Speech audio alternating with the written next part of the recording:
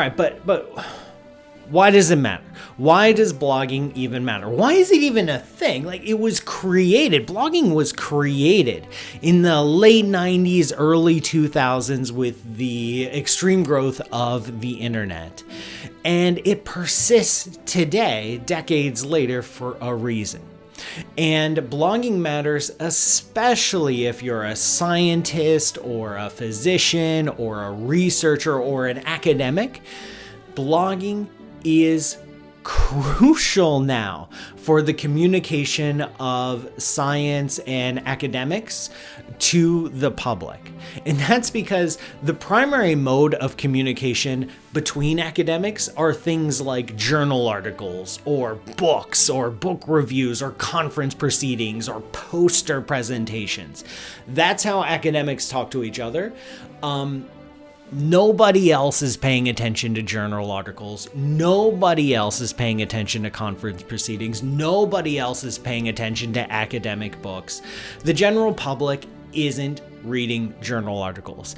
Most people don't even know how to find a journal article, let alone start reading one and decoding all the jargon and the abstract and the everything. Like, people just don't do that. But it's not just the general public. It's not just lay audiences. Policymakers, the people that are making decisions that inform policy for millions or hundreds of millions of people, that where these decisions rely on the latest scientific research, because we try to live in a scientific, evidence-based world, and we want that to thrive. We want a society founded on academics and understanding of culture and humanities and science and everything. We want our policies, the course of our government and our nations, to reflect that thinking. But the people making the decisions, like lawmakers, they're not reading journal articles. They're not reading books. They're not reading conference proceedings. And to be perfectly fair and honest, most of your colleagues aren't reading journal articles either, or the conference proceedings, or looking at every poster. I mean, be honest with yourself. Be honest with yourself. How many journal articles have you read this week compared to how many were produced in your field? Or how many books have you read in the past month compared to how many were produced in the field? Chances are you missed a lot. Journal articles, they get created, and usually it's only the authors that read them in their entirety. So blogging, I'm not trying to be facetious. This is like the actual state of academia. There's just so much work published every single day that nobody can keep up. Blogging provides an avenue to accomplish communicating to all three of these audiences. Blogging is a way for communicating research, for communicating academics, for communicating practice to lay audiences, to policymakers, to your colleagues in the field. It's a way of paring down research and getting it out there. A journalist is much more likely to read a blog entry than a journal article. Your colleagues might be much more likely to read a blog post than an entire journal article. And if they get interested, they'll read the whole thing, but they might start at that blog post. And policymakers and their aides, they are more likely to read a blog entry than a journal article, because primarily the blog entry is much more accessible than the journal article, not just in style, which we'll get to in a little bit, but in mode of communication. Like, you have to subscribe to a journal or be affiliated with the university and dig through the references to get to a journal article. Most people just don't have access to it, but everyone has the internet basically in the world, and you can connect and Google, do a little search on your favorite search engine and get a result and find an interesting blog entry that matches what you're looking for. That's much more accessible than a journal or a conference. Blogging also matters because it's an avenue for you for collaboration and networking.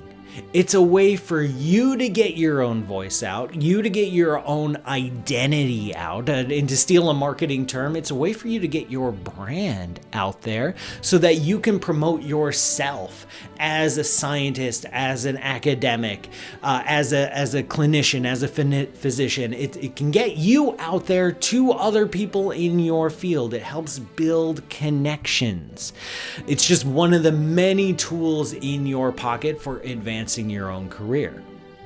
It's also a way to bridge the age gap in research. If you're a senior researcher or a senior academic, you might not talk a lot to the grad students or the postdocs in your department or in your practice, or your recent graduates in your practice.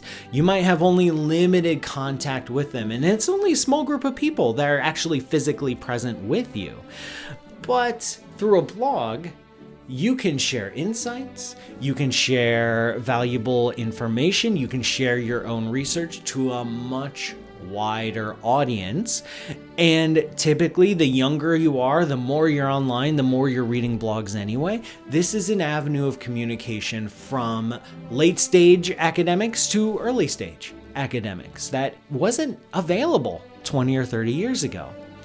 And yes, social media plays a big role too, and we do have modules on communicating in social media, but it's not everything. All right, you can't pack everything you need into a tweet or a Facebook post or a LinkedIn post. They have their utility for sure, but they're also limited. A blog allows you to explore and expand and bring out your own voice in a way that social media doesn't let you, because it's a little bit too constricting. And blogging matters, really, because people want to hear you. People want you.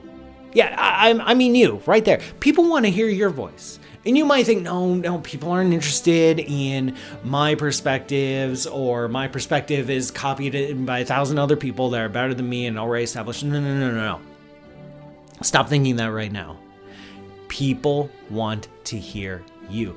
People crave individual voices.